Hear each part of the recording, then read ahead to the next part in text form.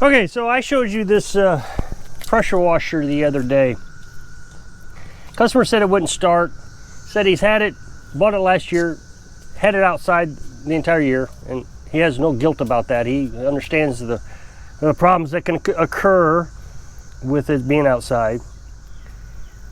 And he thought that the muffler might have gotten some bugs in it and built a nest, and so it wasn't starting, which is possible, but it's unlikely that it wouldn't start. What more likely would happen is it would surge really bad. And he didn't say anything about surging. He said it wouldn't start. So when I got it here, initially, you know, excited about getting a new job, I took the spark plug out and I put it into the spark plug wire. This is how you check to make sure it has spark. So you just take it out, you put it in the plug, and then you lay the tip of the spark plug onto the metal of the engine. That way it's grounded. And then you pull the handle and see if it sparks. Well, it sparked right away, no problem. And then I noticed the tires were both completely flat. They have inner tubes in them, so I aired up the tires. And then later that day, I guess it was last night, I came back out just to tinker with it. And, well, I guess what I actually did first was I put a little gasoline in the carburetor just to see if it would start. And it started and died, which indicates you got a carburetor problem or a fuel problem, something like that. So I let it go. I worked on the John Deere, got it running. And then last night, I came back out just for a little bit. It was pretty late too.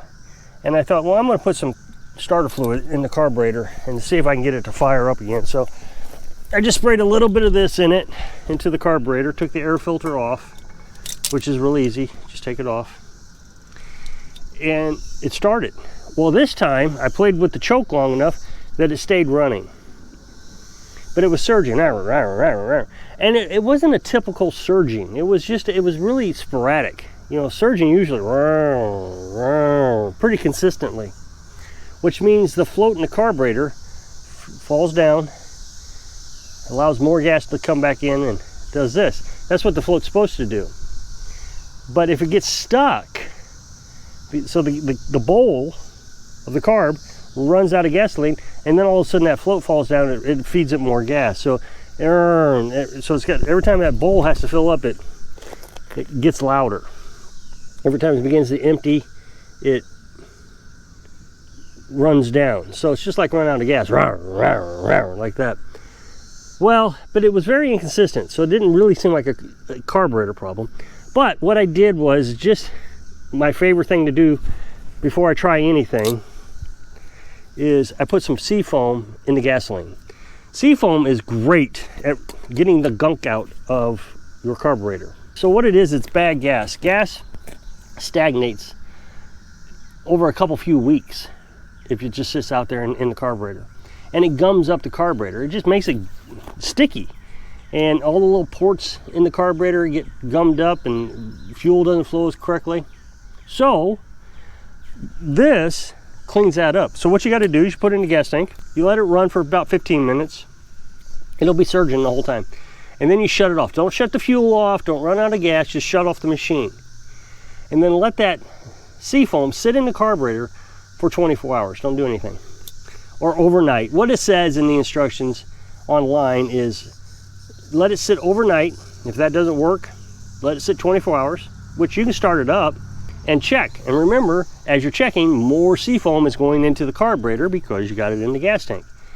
And what you're supposed to do is put 1 capful, 1 ounce, or 1 capful per gallon, or 2, depending on the severity. So I let it sit overnight. I guess I should finish the instructions with seafoam. So you let it sit overnight. If that doesn't work, then you let it sit 24 hours. And then if it's really bad, you're supposed to let it sit 48 to 72 hours. Well, it's not really bad. So this morning I came back out, started up, and it was doing the same thing, that sporadic, and every now and then it would give a little pop to the carburetor. Not a backfire, but more of just a pop. So my next step was, let's see what's in the gasoline. My guess is, I'm sure he put gasoline in it, but it did smell a little varnishy. When gas goes stale, it smells like varnish, but it didn't smell completely like varnish. So my guess is he may have left gasoline in the tank just a little bit, and it sat over the winter. Sat in the carburetor, sat in the tank, and then he added more gas. And he couldn't get it to start. I don't know why he couldn't get it to start, but maybe because he didn't have starting fluid. But he couldn't get it to start. So I siphoned all the gas out of it. Now remember, my seafoam was in there, so I was a little bit hesitant about it, but I went and siphoned the gas out. I also added gas because I wanted to get a gallon in there so I could get 2 capfuls in there. Now you also want that to mix up in the gas. That's why you run it for about 15 minutes. The vibration in the gas tank will mix that up. So I siphoned the gas and I put new gas in it, and it's running great. There's maybe a little bit of a hesitation, but it certainly isn't that bad. So I looked up a new carburetor because that's what I would like to do instead of rebuilding carburetors is look up, and I can't find one for this. I don't know who makes this or where it comes from, but I couldn't find one with the model number of the machine. So in order to get a new carburetor, there's a part number on the carburetor, but I can't read it while it's on the carburetor or on the machine. So I would have to take it off to look. So I wasn't really looking forward to that. Or I can clean the carburetor, which I may have done. But since it's running, I'm not really sure I see a point. So I think that's all it took, was just draining that gas out of it and getting the carburetor to clean up. So I've added a little bit more seafoam so it can sit in there and soak for a while longer. So now the question really comes down to, should I clean the carburetor? And I'm trying to analyze, I'm trying to figure out what best practices should be. I want to do a good quality job, and I don't want the customer to be dissatisfied about anything. But on the other hand, I don't want to just waste their money. Is it good enough that they will be happy and have a cheap experience? Not cheap, but affordable experience. Now, I don't feel like I charge near as much as what other shops are charging. And I'm doing that because, you know, I don't have a big shop and lots of tools and all that. And this area is kind of a poor area. So I couldn't rebuild the carburetor or clean it up, take it off, take it apart and clean it. And it may not improve anything. Here's the thing I would like to suggest about a machine that's really kind of odd brand. I have a Power Smart generator down there. And when you start it, and it's not on a load, it does that surging. Pretty badly, actually. But as soon as you put it under a load, even a small load, put a fan on anything, and the surging goes away. Now, I've thought about increasing the throttle, but I thought, what the heck, why would I want to do that and just waste gas? Because the faster it runs, the more gas it uses. So, I could clean the carburetor and it not change a thing. And it is running pretty good. It's running, you know, just a little bit of a slight surge, but I don't even know if it's a surge. And the other thing is I can't test it while it's under pressure because he didn't bring any of the hoses or anything that I could hook up to see if it's going to work. So the only thing I can do is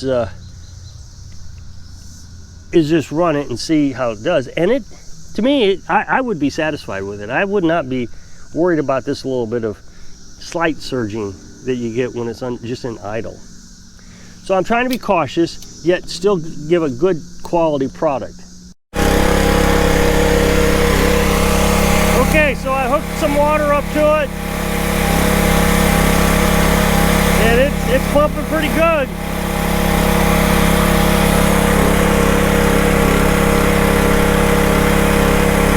There's no surging.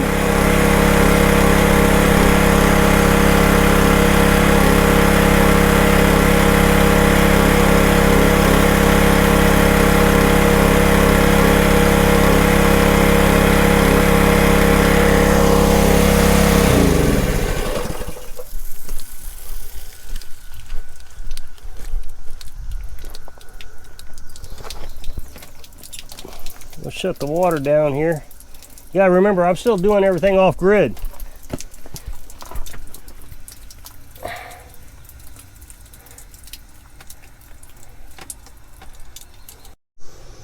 So I think I'm just going to charge this guy maybe an hour's worth of work.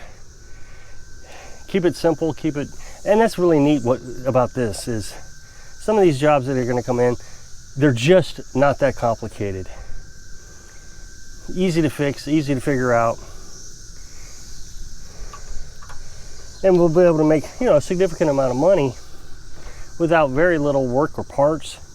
That's the thing. You live in a poor area, and then you buy parts. For example, lawnmower, I'm going to buy new blades, and they're going to cost, $35, and that's aftermarket.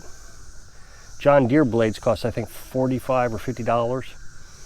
So, you put on a $50 bill on top of your labor, the cost runs up pretty quick. So the more you can do without buying parts, the better. And you just want to try to keep things affordable. But again, on the other hand, you got to make sure there's a good compromise between quality and affordability. So if you'll click this up next box, it'll take you to a video where I was talking about that John Deere. So hope I can inspire you to start new dreams, even when you're living your dreams. Thanks for watching.